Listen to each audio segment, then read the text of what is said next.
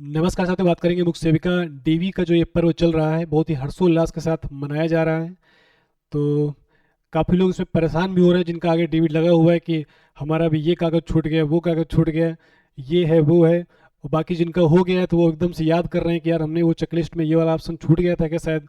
अब मतलब फालतू में दिमाग खर्चा कर रहे हैं उसमें, मतलब कि जो है अब जितना ज़्यादा सोचोगे ना उसे बार बार कि यार वो वाला भरे थे कि नहीं भरे थे, तो एक आधा डाउट दिमाग में आ ही जाएगा कि वो वाला नंबर छूट गया था कि ये नंबर छूट गया था।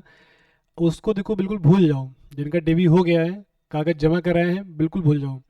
रिजल्ट मतलब समझ लो कि 500% आएगा, उस पर सोचना ही नहीं किसी प्रकार से भी। कुछ भी उसमें छूट भी गया होगा ना तो कोई दिक्कत नहीं, बा पीछे कागज इसलिए लगवाए जाते हैं। जो डॉक्यूमेंट आप लगा के आते हो उस पर सबकी फोटो कॉपी, या जो क्वालिफिकेशन की हो गई, आरक्षण की हो गई, ये सब कागज क्यों लगाए जाते हैं पीछे? इसीलिए लगे होते हैं ताकि मान लो कोई भरने में आपका कुछ छूट जाता है तो कम से कम पीछे से देख के वो मैच कर लिया जाएगा कि हाँ ये सही बात है कि नहीं है। अब हम देख रहे हैं कुछ लोग यहाँ पर शादी नहीं हुआ है, मैरिड में टिक कर आए हैं, तो अब उनको लग रहा है यार कि तो मैरिड में टिक कर दिए, अब दिक्कत तो नहीं होगी। तो उससे कोई दिक्कत नहीं होने वाली, क्योंकि मैरिड अनमैरिड से कोई तो आपको आरक्षण तो मिलता नहीं उससे, और ना उससे कोई सिलेक्शन में कोई मतलब बाधा उत्पन्न होती है। तो इसलिए उसको सोचना ही नहीं।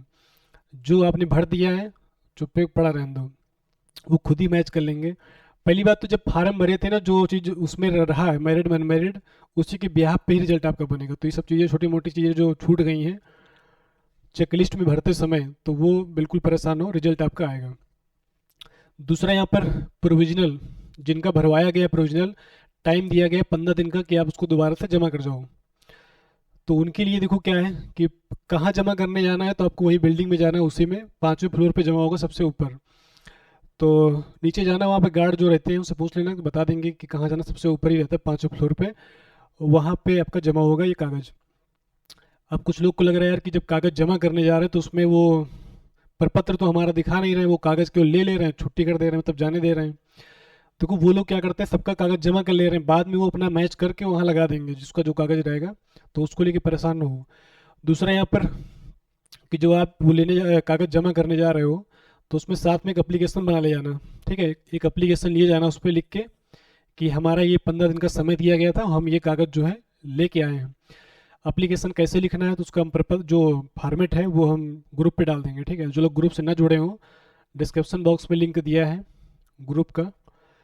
तो जो लोग भी सेलेक्ट हुए हैं उनका ही ग्रुप है वो, तो उस पर जुड़ जाना, तुम उस पर भेज देंगे। तो वही लिख के ले जाना, जिनका डीवी हो गया है और टाइम दिया गया 15 दिन का, उनके लिए बात हो रही केवल।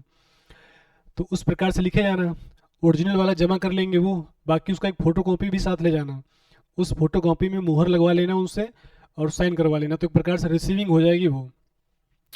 तो ये हो गया।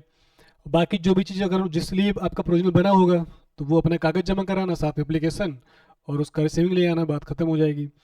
वो बाद में ऊपर लगा देंगे, परेशान हो उसको लेके। दूसरा यहाँ पर ये भी है कि जो लोग को लग रहा है कि कैंडिडेट को ही जाना है, तो ऐसा नहीं है। कोई भी अगर जाकर दे आ सकता है वहाँ पर, ऐसा कोई मतलब ये बाउंडेशन नहीं है कि कैंडिडेट को ही जाना है।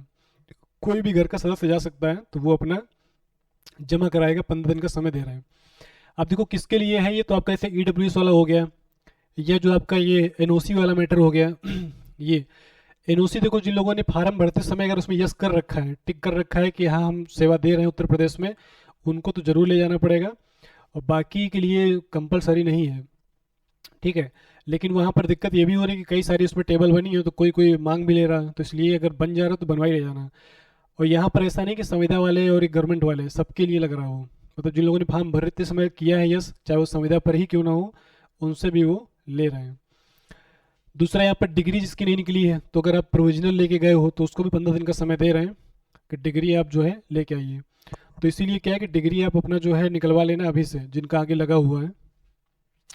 जाति निवास वाले में भी यही है, जाति आपका तो उधर ही चाहिए, पिता पक्ष का ही। निवास की बात करें यहाँ पर, तो निवास भी आपका ससुराल का भी लग जा रहा है, कोई दिक्कत इसमें नहीं है। लेकिन साथ में क्या करना है, क्योंकि उसमें बता रहे हैं ना कई टेबल हैं, तो कई कई लोग मांग भी ले रहे हैं, तो इसलिए जो है निवास ससुराल को तो आपको ले ही जाना है जिनका शादी हो गया है। लेकिन साथ में मायके की तरफ से लेखपाल वगैरह से लिखवा लेना, तहसील स्तर पे, मतलब कि लेखपाल से बोलना तो लेखपाल साइन करेंगे, तहसीलदार अगर वो लिख के भी दे देंगे तो उतने से काम चल जाएगा। अगर ना बना रहे हो, बहुत परेशान कर रहे हो, तो फिर बिल्कुल परेशान भी ना होना। तो अपना ससुराल वाला निवास लिए जाना, वही मान्य हो जाएगा, कोई दिक्कत नहीं होगी। ठीक है, उसको लेकर परेशान ना होना बिल्कुल। तो ये चीज़ें हो गई।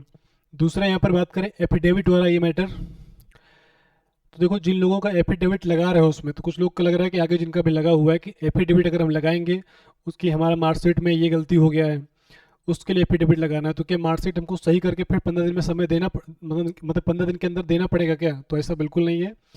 मार्कशीट वाले केस में ऐसा नहीं है, क्योंकि वो बात उनको भी पता है कि 15 दिन में मार्कशीट सुधरेगी नहीं, तो वहाँ पे आपको ये 15 दिन में देना नहीं है, केवल एफिडेविट लगाना बस।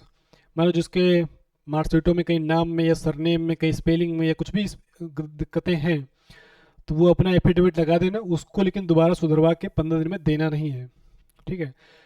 लेकिन जो ये चीज़ें हैं उनके लिए आपको जो बुलाएंगे तो जाना पड़ेगा, इसलिए पहले से ही अपना ये तैयारी करके जाना, तो 15 दिन वाला झाम ही नहीं रहेगा, तो दोबारा जाना नहीं पड़ेगा, एक ही बार में आपका काम हो जाएगा। तो ये बातें रही यहाँ पर प्रोविजनल और आपका एफिडेविट को लेकर, तो आप परेशान नहीं होना। एफिडेविट देखो बनवा लेना, जो लोग बहुत परेशान हो रहे हैं यहाँ पर कि गैप मेरा है 5 साल का 6 साल का गैप है पढ़ाई के बीच में, इंटर या ग्रेजुएशन के बीच में, तो बनवा लेना। देखो एक एफिडेविट बनवाना, एक ही एफिडेविट में जो भी दिक्कतें हों सब लिखवा देना उसे में, तो उसको लेके परेशान ना हो। दूसरा एक प्रश्न ये भी आ रहा है कि जो लोग डीवी कराए हैं एफिडेविट उनको लगा के चले आए, बताए नहीं उनके बारे में कि एफिडेविट में क्या क्या दिक्कतें तो उसमें लिखवाई हमने है, तो उसको लेके परेशान ना हो, वो लोग खुद ही चेक कर लेंगे सारा, तो बहुत बड़ा इशू नहीं है, तो इसलिए उसको लेके परेशान नहीं होना है। दूसरा जो लोग चेकलिस्ट को याद कर कर के परेशान हो रहे हैं कि उसमें हम ये पॉइंट छोड़ दिए थे, ये शायद छूट गया है, वो छूट गया है, तो उसको लेके बिल्कुल भूल जाओ, रिजल्ट आपका आएगा, ठीक है। रिजल्ट 500% सबके आएंगे, उसमें कोई ये छोटी मोटी चीज़ों से कोई दिक्कत उसमें होती नहीं है। चलो बाकी कोई अपडेट रहेगी तो बताएंगे इसके बारे में, फिलहाल तो डीवी चल ही रहा अपना ये। बाकी किसी कोई प्रश्न हो तो आप कमेंट करिएगा तो बताएंगे इसके बारे में। ये चीज़ें आपको समझ में आ गई होंगी, तो मतलब कोई भी जा सकता है वहीं पे जाके अपना जमा कराना है उसको, और वो बाद में लगा देते हैं, उसको लेके परेशान हो कि हाँ वो प्रपत्र हमको दिखा नहीं रहे हैं तो केवल जमा कर ले रहे हैं, तो उसको लेके परेशान हो, जमा करके बाद में अपना वो सब मिला के लगा लेंगे, ठीक है। बाकी कोई अपडेट रहेगी तो बताएंगे इसके बारे में। Thanks for watching.